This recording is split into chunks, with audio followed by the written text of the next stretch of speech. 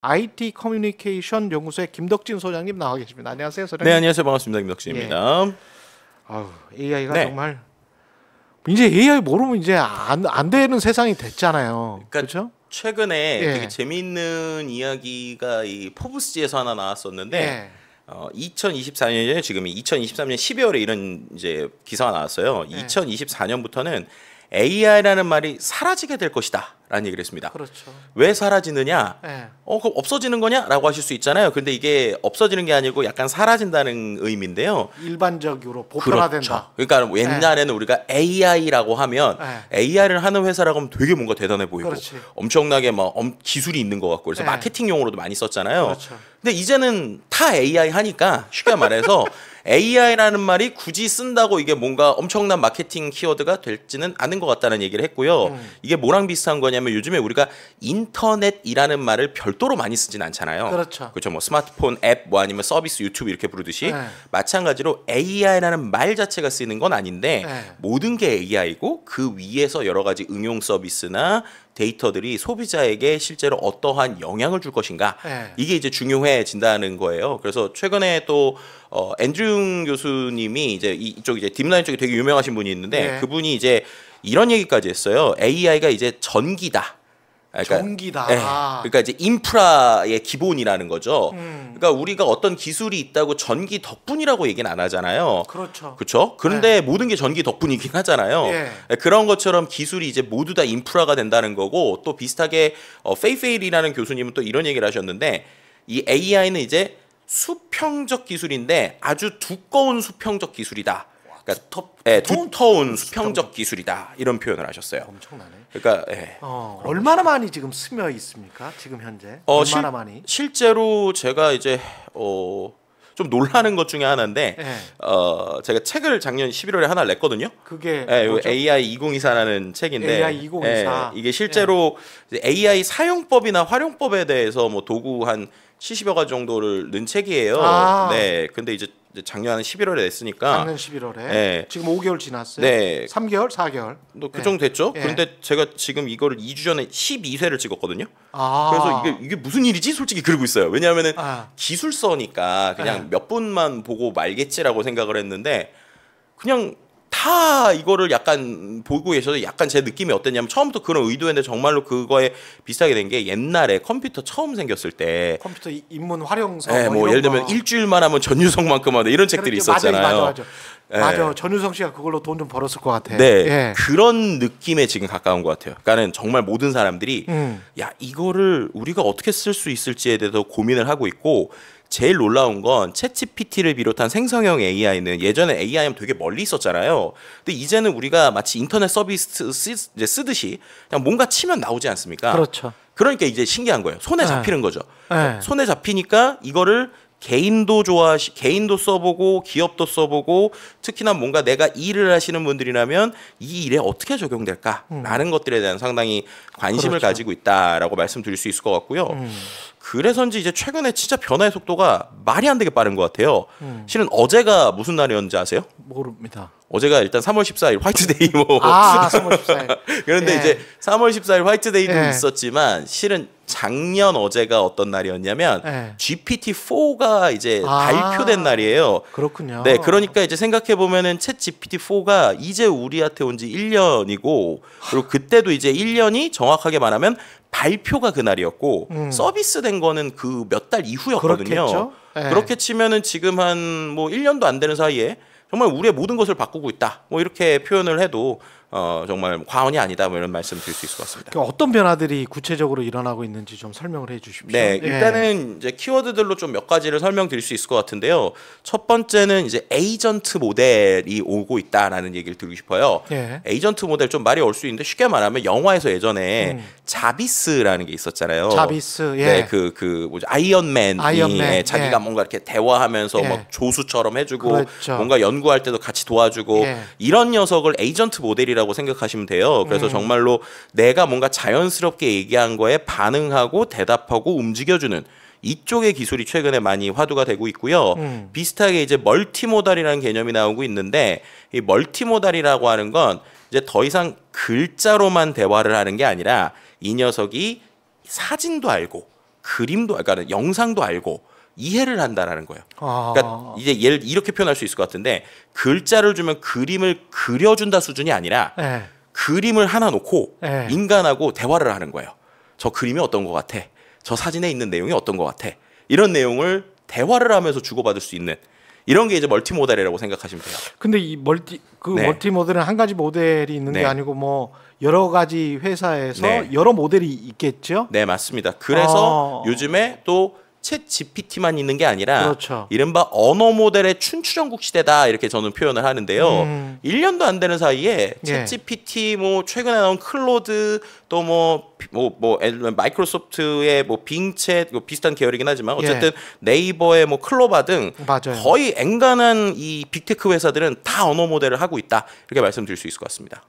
그러네요. 그러니까 네. 포탈들이 그렇게 해버리니까 빅테크 기업들이 하니까 우리가 쓰고 있으면서도 부지불식간에 이게 AI인지 아닌지 모르는 상황이 네. 인 거네요. 그러니까 네. 이제 보편화가 돼버렸으니까 AI라는 말을 특별히 안 하게 되는 것이고. 네, 그렇죠. 예. 그래서 그런 것들을 제가 좀 궁극적으로 보고 온 게 예. 실은 제가 이번에 CES를 갔다 왔는데요. 아, 갔다 오셨어요? 네, 근데 CES 현장에서 좀 재미있는 로봇이 하나 있었어요. 예. 정확하게 말하면 이건 CES 현장에 있던 게 아니라 이번에 CES 갔다 오신 분들이 또 되게 재밌게 보신 것 중에 하나가 바로 그 스피어라고 하는 아주 멋진 공연 공간이 라스베가스에 생겼거든요. 예. 그게 이제 구처럼 생겨서 그 구에서 예. 아주 멋지게 막 거의 화질이 18K 영상이라니까 말이 안 되는 수준이잖아요. 그걸로 예. 아이맥스처럼 완전히 다 덮었어요. 예. 그래서 그걸 보고 있으면 이게 현실이냐 메타버스냐 이런 느낌이 나는데 예. 그걸 보러 들어가는 입구에 예. 로봇이 한 4대 서 있습니다.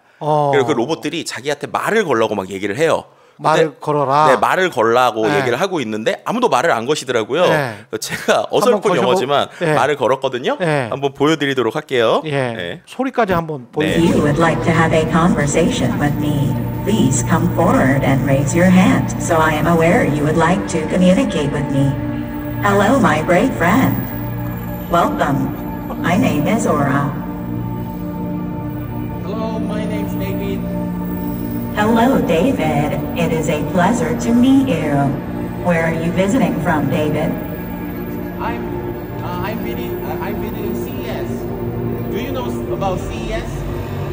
You are here for the Consumer Electronics Show. Is that correct, David? Sure. What are you most looking forward to at the conference? I want to see artificial intelligence, especially you. Apparently, you have no need to attend CES any longer as you are here conferring with me right now. Exactly. Oh, anyway, I think you're very pretty. Oh, David. You know just what to say to a humanoid robot. If I were capable of blushing, I certainly would be. Would you like to take a selfie with me, my new friend David? Cool. Okay. Wait a second. Cool indeed. Geez. Okay. He's 3, 2, he's 1, cheese.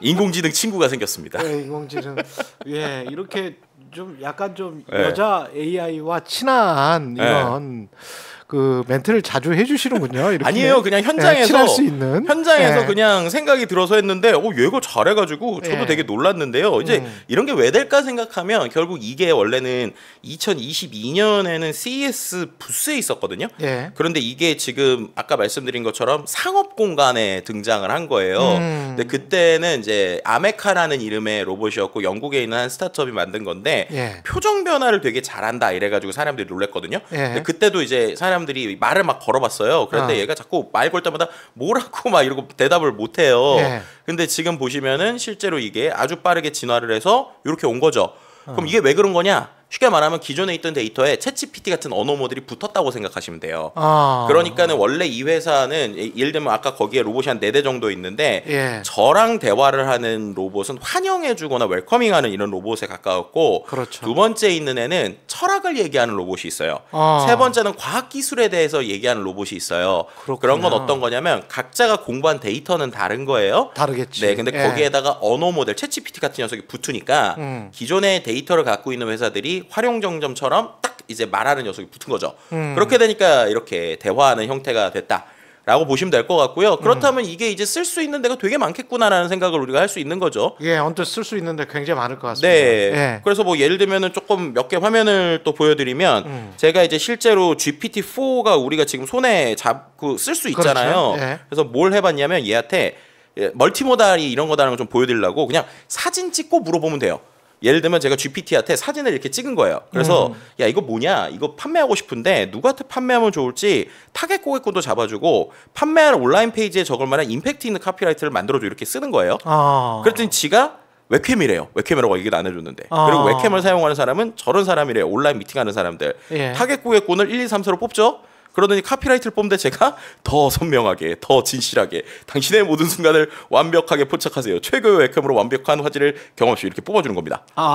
네, 그러니까 그냥 찍고 야 해봐. 그러면 그렇죠. 이렇게 하는 거예요. 예. 또 이런 것도 이제 신기한 것도 하는데 저희 와이프가 피자. 제가 막 신기해하니까 뭘 네. 먹을 걸 줘요. 그래서 네. 제가 이거를 찍어서 야 이거 와이프가 준 건데 내가 인스타그램에 포스팅을 하고 싶은데 어울리는 글과 해시태그를 만들어줘 이랬거든요. 네. 근데 얘가 아주 오글거리게 이렇게 글을 써주는데요. 문제는 이슈는 재밌는 건 이게 말씀하신 대로 피자랑 감자튀김이잖아요. 그렇죠. 이거를 알아서 이렇게 이모티콘으로 만들어줬다는 게 참 센스가 있다. 그러네요. 이렇게 생각할 수 있고 또 인스타그램용이라니까 해시태그도 꽤 잘 만들죠.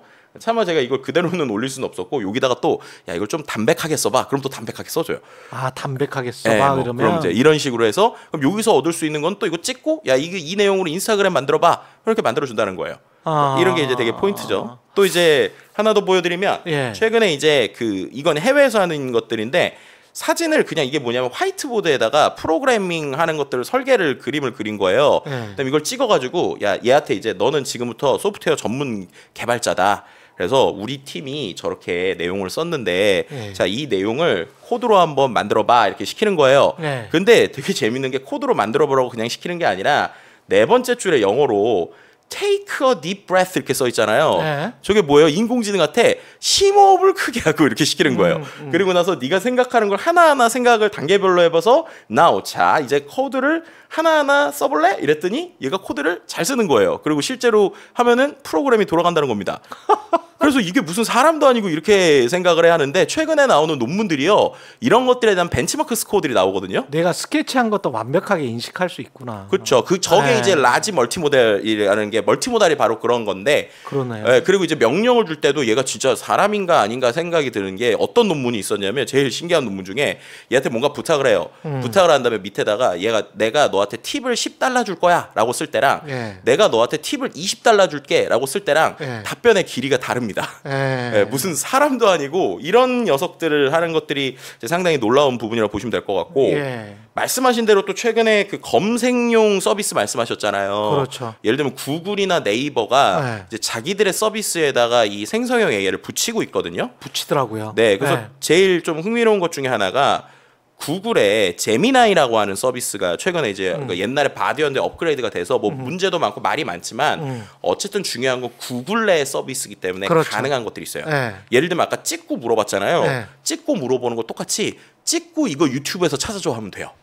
아니면 제가 이제 요즘 흥미롭게 봤던 거는 그냥 독일어 서비스예요.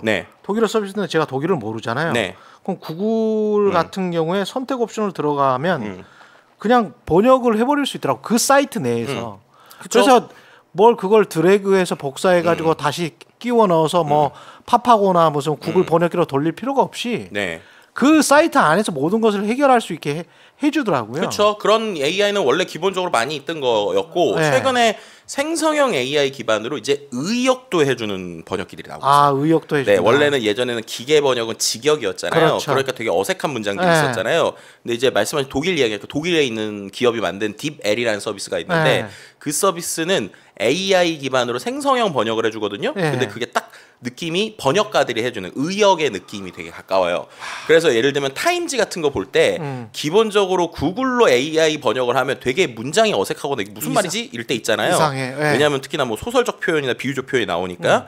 근데 디벨로 돌리면 그런 게 되게 꽤 자연스럽게 나와서 우리가 보통 기자들이 이른바 후킹하려고 쓰는 제목이나 그렇죠. 임팩트 있게 앞에 넣는 것들도 꽤 그럴듯하게 번역을 잘해줘요. 그래서 이런 서비스들이 계속 좀 등장하고 있다. 뭐 이렇게 말씀드릴 수 있을 것 동영상 그 만들어주는 소라 있지 않습니까? 네네네. 그거는 뭐 한번 써봤는데 네. 제가 이제 원하는 어떤 기능은 없던데 네. 이거는 어떻게 디벨롭 될 것 같습니까? 어떻게 변화할 것 같습니까? 소라라고 하는 녀석이 말씀하신 대로 오픈 AI에서 지금 나온 생성형 이제 영상 모델이죠. 한 반 페이지 정도의 프롬프트를 주면 꽤 그럴듯하게 만들거든요. 그렇죠. 근데 아직까지 개인은 쓸 수는 없어요. 그럼 어떻게 되는 거냐? 어저께인가 이제 월스트리트저널하고 그걸 만든 이제 오픈 AI의 CTO인 미라무라티라는 사람이 인터뷰를 했는데 올해 안에는 사용자들에게 출시가 될 거다라고 얘기를 하고 있어요. 근데 소라 같은 경우에 만약에 그렇게 출시가 될 때 내가 어떤 추상적인 정치 논평을 썼어요. 네. 그 정치 논평을 챗 GPT 같은 경우는 이런 이미지는 만들 수가 없다. 그러니까 어떤 의견이 들어가 있는 이미지는 만들 수 없다. 네. 또 그러니까 환타지랄지 소설이랄지 이런 것만 만들 수 있다. 뭐 이런 식으로 나오던데 소라도 마찬가지입니까? 그래서 지금 미라무라티가 어제 얘기했던 게 그래서 자기는 요즘에 밤잠을 못 이룬다. 왜냐하면 글자만 해도 상당히 임팩트가 있는데 이거는 내용을 넣으면 영상이 나오는 거잖아요. 그렇죠. 영상이 만약에 말씀하신 대로 다른 의도나 나쁘게 쓰이면 문제가 생기잖아요. 그래서 지금 내부적으로 그 필터링하는 작업 때문에 아직까지 서비스를 오픈을 못하고 있다라는 거예요. 제가 다큐멘터리를 만들 때 생각을 해보면 법은 평등한가라는 다큐멘터리를 만들었거든요. 만들었는데 이거를 상징적으로 보여주기 위해서 굉장히 큰 그 정의의 여신상 있지 않습니까? 네네네. 정의의 여신상을 만든 다음에 서울 곳곳에 세워놨어요.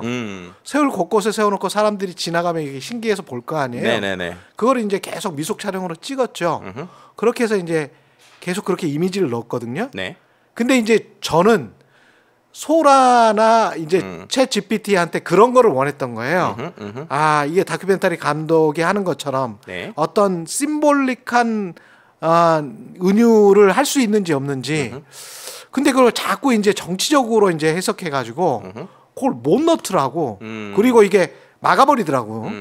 근데 그런 것들은 야, 이게 어떻게 풀 수 있을까 그런 생각도 좀 들긴 하던데. 네, 그래서 그런 것들이 이른바 프롬프트 엔지니어링이라는 테크닉들이 결국 그거거든요. 그러니까 이것도 비슷하다고 보시면 돼요. 그러니까 결국 AI 모델이 되게 말을 하는데 이 말을 하는 것들이나 이런 LLM이 다 대부분 우리가 말하는 그 빈칸 채우기 모델이라고 보시면 돼요. 그러니까 우리가 어떤 뭐 말을 할 때 나는 밥을 그다음에 확률적으로 먹었다가 많이 나오면 그렇게 나오는 이런 모델이란 말이에요. 그렇기 때문에 얘를 어떤 식으로 유도하는지에 따라서 마치 우리가 심리학에서 예를 들면은 어떤 범죄자가 있고 그 범죄자한테 신문을 받을 때 쓰는 그런 기법 비슷하게 얘한테 어떤 식으로 질문하냐에 따라서 원래 있는 가이드라인을 깨는 경우들도 실제로 발생을 해요.